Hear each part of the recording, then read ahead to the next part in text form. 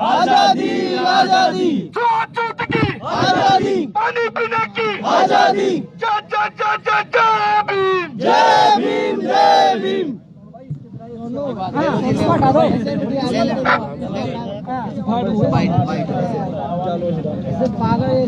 हमारे साथ में जालौर विधानसभा क्षेत्र से अमृता सिंह जी हैं। इनसे हम बात करेंगे कि जो अमृता मेघवाल है, उनसे हम बात करेंगे कि जो घटना घटित हुई है, इस तरह की घटनाएं पहले भी हुई हैं और अभी भी हुई है। ये बार बार इस तरह की घटनाएं दोहराई जाती हैं, परंतु इन घटनाओं का अंत नहीं हो रहा है। हम इनसे जानते हैं कि क्या इनके विचार हैं।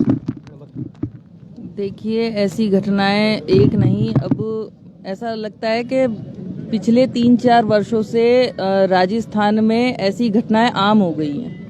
किसी को मारना बहुत आसान हो गया है राजस्थान में, पर उसके ऊपर कोई कार्रवाई नहीं होती है।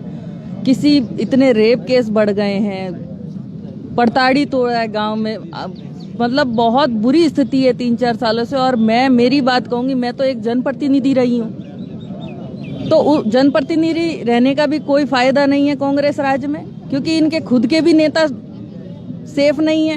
तो मैं तो पूर्व विधायक होने के नाते मेरे साथ 2-2 बार ऐसी घटना हो गई है, पर उस पर एक इतनी सी भी कार्रवाई नहीं हुई है। ये बहुत दुखद बात है, क्योंकि आज आप मेरी बाइट ले पा रहे हैं। शायद कल ऐसा दिन था कि मैं यहाँ बोल भी नहीं पाती, जिस प्रकार से उनका मनसा थी आकर, जिस प्रकार से उन्होंने धमकाया, वो बंदूकें लेके आए थे। मुझे नहीं लगता कि वो मुझे छोड़ देते उस समय। पता नहीं कोई अच्छा रहा होगा जो उन्होंने मेरे ऊपर हथियार से वार नहीं किया, सिर्फ पत्थर मार के गए गाड़ी पे।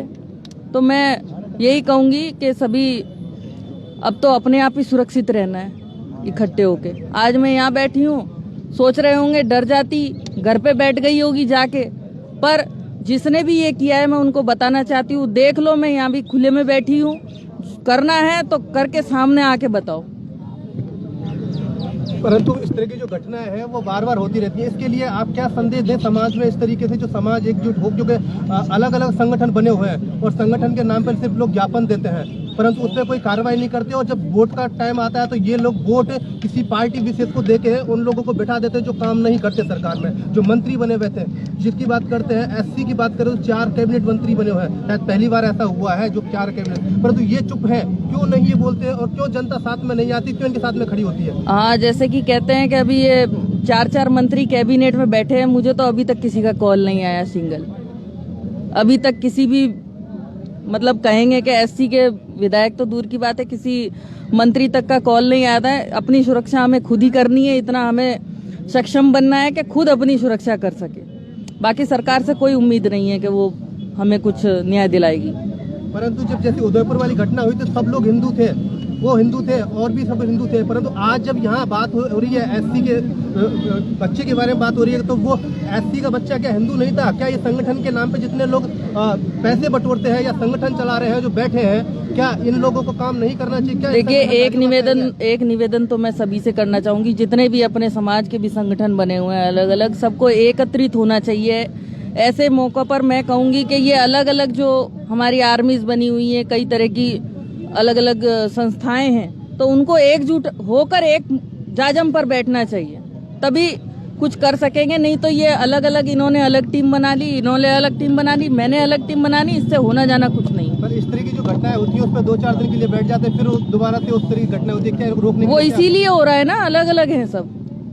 यहाँ और भी पूछना चाहेंगे, या विनोद जाखड़ जी हमारे पूर्व यूनिवर्सिटी के अध्यक्ष हैं, और क्या इनका कहना है? ये घटना हुई और पहले भी घटनाएं होती रही है, क्या कहेंगे? देखिए, जब तक एक मानसिकता जो कि कहीं ना कहीं ऊंच नीच का भेद बन पाती है, जब तक इस मानसिकता का इलाज नहीं होगा, जब तक ऐसे ही घटनाएं होती रहेंगी, सरकार के प्रयास से नहीं, ये हर व्यक्ति को प्रयास करना पड़ेगा, चाहे कितने भी कानून बना लो। क्योंकि संविधान लिखने वाले दलित थे, तो उन्होंने दलितों के लिए क्या कुछ नहीं दिया? कभी कानून सब कुछ दिया जो दे सकते थे।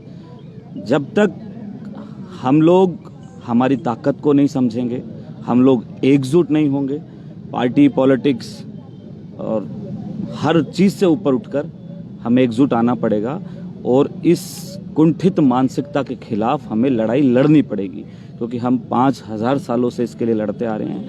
आज 15 अगस्त देश आज़ाद हुआ है और बाबा साहब ने हमें कहा था कि मेरा देश तब आज़ाद होगा जब इस देश में छुआछूत खत्म हो जाएगी, सबको बराबरी का अधिकार मिलेगा। आज मैं कहता हूं कि देश में संविधान का धर्म बनाना चाहिए, संविधान धर्म की बहुत आवश्यकता है। आज एक आईपीएस को प्रोटेक्शन लेना पड़ता है पुलिस का, आज़ादी के 75 साल बाद घोड़ी पे बैठने के लिए, बड़े शर्म की बात है। एक आम व्यक्ति क्या करेगा? आज देखिए मैडम हैं, विधायक हैं जालोर से, उधर इतनी ज़बरदस्त छुआछूत है कि एक व्यक्ति जो फर्स्ट ग्रेड का लेक्चरर होगा या किसी अच्छी नौकरी में होगा, वो रूम रेंट लेने जाए तो उसको रूम रेंट नहीं मिलता। एक बच्चा, मासूम बच्चा जिसको प्यास लगी, पानी पीने के लिए उसने एक मटके में, प्रिंसिपल का, तथाकथित प्रिंसिपल कह रहे हैं कि भाई वो मटका मेरा था, अब उससे पानी पी लिया, उसको जान से मार दिया। तो ये एक मानसिकता है जिसके खिलाफ हमें लड़ना पड़ेगा और सबको एकजुट होकर लड़ना पड़ेगा। और मैं तो ये कहता हूँ कि ठीक है, कलम में हमारी ताकत है, लेकिन अब समय कलम का भी, उसके साथ साथ हमें हथियार भी उठाने पड़ेंगे। जब तक 2-4 ऐसे लोगों को हम लोग सरेआम गोली नहीं मारेंगे, तब तक कुछ नहीं होगा। मैं तो ये कहता हूँ जिसने घटना की है, हम एक ऐसा वापस से भगत सिंह भी बनना पड़ेगा। हम गांधी जी को भी फॉलो करते हैं, बहुत सम्मान करते हैं, मानते हैं इस चीज़ को कि हमें हर चीज़ अहिंसा से मिल सकती है, लेकिन कुछ व्यक्ति ऐसे होते हैं, पुरानी कहावत है, सीधी उंगली से घी ना निकले तो टेढ़ी करनी पड़ती है। सरेआम गोली मार दो, लगेगा कि ये वर्ग शासक बन रहा है। हम गुलाम वर्ग नहीं, हम शासक वर्ग हैं और हम शासक बनेंगे। मैं पूरे तमाम ऐसे जातिवादी मानसिकता रखने वाले लोगों से कहूँगा कि अब ठीक है, आपने किया, अब हमारा भी आप अंजाम देखो। हम लोग ऐसे क्रांतिकारी बनेंगे जो निवेदन नहीं करेंगे, अब सीधा गोली मारेंगे। ये हमारा राजस्थान विश्वविद्यालय से आगाज है ना। हम लोग कोई पार्टी की बात करते हैं। मैं माननीय मुख्यमंत्री जी से भी निवेदन करूंगा कि कहीं ना कहीं एक ध्रुवीकरण की, प्रकाष्ठा की राजनीति को छोड़कर, माननीय मुख्यमंत्री जी, आपको परिवार से बात करनी चाहिए, उसको सुरक्षा देनी चाहिए, उचित बड़ा मुआवजा देना चाहिए। क्योंकि अभी उदयपुर में एक घटना हुई, आपने उसमें 50 लाख रुपए 2 सरकारी नौकरी दे दी। एक दलित बच्चा, एक मासूम बच्चा, एक उदाहरण है, ये कहना चाहिए, ये उदाहरण है कि बहुत बड़ा उदाहरण है कि आज भी ये सब चीजें हैं। तो कम से कम आपको परिवार के पास जाना चाहिए, बात करनी चाहिए। 5 लाख रुपए चिरंजीवी योजना का एक क्या, 5 लाख से क्या होता है? हम नहीं कह रहे हमें पैसा दो, हम नहीं कहते 50 लाख भी दो, लेकिन हमें ऐसा न्याय दो कि एक बार ऐसा न्याय दो कि जो संपूर्ण जातिवादी लोग हैं उनके पसीने आ जाएं कि अगर एक बार हमने ऐसा किया तो हमें लोग मार देंगे। सरकार हमारा साथ दे, हम कहेंगे मैं गोली मारने के लिए तैयार हूं, मेरे को राजनीति छोड़ के कुछ भी करना पड़े, आप जेल में डालो, आपका कानून तैयार है, लेकिन हमें एक बार आप इजाजत दोगे, ठीक है करो। तो हम सब लोग राजस्थान यूनिवर्सिटी में बैठे हैं, पूरी ताकत से हम लोग लड़ेंगे। हम सबसे निवेदन करेंगे कि जालोर में भी आंदोलन हो रहा है, राजस्थान की राजधानी है जयपुर और बड़ा हेडक्वार्टर है, तो हम सब लोग इकट्ठा होके हम सरकार को भी चुनौती देते हैं और ऐसे जातिवादी मानसिकता के लोगों से भी चुनौती देते हैं। और मैं संपूर्ण 36 कौम से निवेदन करूंगा, बच्चा बच्चा होता है, उसकी कोई जाति की बात, ये सबके लिए एक बड़ा मुहिम है। मैं तो ये कहता हूं कि इस जाजम पे हर एक उस जिंदा व्यक्ति को आना चाहिए जो संविधान में भरोसा करता है। धन्यवाद। जो आपने बात कही, ये बात पहले भी दोहराई जाती है, परंतु अभी भी आपने ये बात कही और ये घटना एक नहीं, बार बार रोज हो रही है, होती है, पूरे भारत में हो रही है। 1.5 साल में अलवर वाली घटना हुई थी, बहुत बड़ी घटना हुई, पूरे भारत में हो रही है। तो क्या मैं इसमें जो है, क्या इनके लिए कोई मुहूर्त निकालना पड़ेगा जब ये जाजम पट्टी पे आएंगे? वही तो बात है ना। हम बहुत सारे छोटे छोटे संगठनों में बट गए, सबको अपनी अपनी राजनीति चमकानी है। अखिल भारतीय जाति जो सभाएं, बिल्कुल, बहुत सारी महासभाएं हैं, उन महासभाओं में नेता बन के बैठे हुए हैं और जो वोट देते हैं ये दल्ले बैठे हैं पार्टी के अलग अलग के। तो क्यों बैठे हुए हैं आप लोग, क्यों इनको सपोर्ट करते हैं? देखिए, क्यों आप लोग ही सपोर्ट करते हैं? जनता सपोर्ट करती है, वहाँ पे रसीद कटती है, 500 से 1000 की, 1.5 लाख की रसीद काटते हैं। बिल्कुल, आपकी बात से मैं सहमत हूँ। वेलफेयर सोसाइटी राजस्थान की सबसे वेलफेयर सोसाइटी है, क्या सिर्फ इनका ज्ञापन देना ही काम रह गया? नहीं, सड़क पे आके लड़ना चाहिए, ज्ञापनों से कुछ नहीं होता है, ज्ञापनों से कुछ नहीं होगा सड़क पे। कांग्रेस वाले टिकट दे देंगे, एमएलए एमपी बना देंगे। बिल्कुल ठीक बात कह रहे हो कि एक राजनीतिक हेडक्वार्टर बन गया है कि आप कोई भी बड़ी संस्थाएं ले लो, आप सरकार की चापलूसी और कोई विशेष पार्टी संगठनों का चापलूसी करने के अलावा, जितने भी यहाँ पे जो नेता आए हुए हैं, ये आप इन संगठनों के नेता हैं, उनके जुड़े हुए, उनको फोन कीजिए, बुलाइए और इनसे बात रखिए। देखिए, मैं तो ये कहूंगा मैं कि इनका क्रांति के लिए किसी को करना न्योता चाहता नहीं हूं, देना पड़ता क्योंकि था। मैं भी इस बात से बड़ा दुखी हूं कि वो बालक था, बच्चा था। जाति की बात अलग है, पर बच्चे को कुछ ही नहीं पता होता कि क्या जाति होती है, क्या धर्म होता है। अगर पानी उसने पी लिया तो कौन सा गुनाह कर दिया। बड़ा आदमी करता है, पता होता है जाति क्या है, धर्म क्या है। जी, बिल्कुल ठीक बात है तो सर। मैं सभी जितने भी जाति के जो नेता है, मैं उनसे कहना चाहता हूँ कि ये जागे पे आए और मैं इनका पूरा कवरेज करना चाहता हूँ और मैं इनसे डिबेट करना चाहता हूँ। बिल्कुल करने की जरूरत भी है।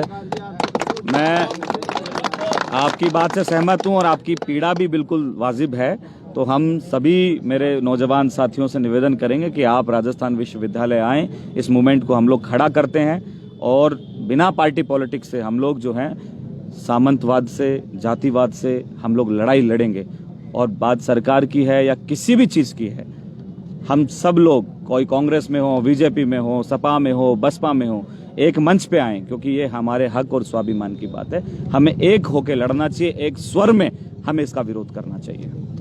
बड़े दिनों बाद में पत्रकारिता का नाम बताया। जिस तरीके से इन्होंने कहा कि विनोद जाखड़ जी ने कहा कि सबको एक जाजम पे आना पड़ेगा और जाजम पे आने के बाद में ये बात रखनी होगी कि सबको, सभी संगठनों को मिलकर एक काम करना पड़ेगा और सबको ये अपनी ताकत दिखानी पड़ेगी, जिससे कि इस तरीके का अन्याय जो हो रहा है समाज में, जाति के नाम पे, धर्म के नाम पे ना हो और जिनके साथ में अन्याय हुआ है उनको न्याय मिल सके और एक उचित मुआवजा मिल सके। क्योंकि जिस तरह की घटनाएं उदयपुर में हुई थी, मुख्यमंत्री महोदय ने 50 लाख और नौकरियां दे दी थी, ऐसे बांट दी जैसे रेवड़ियां बांट रहे हैं, तो क्या यहाँ नहीं करना चाहिए था उन्होंने?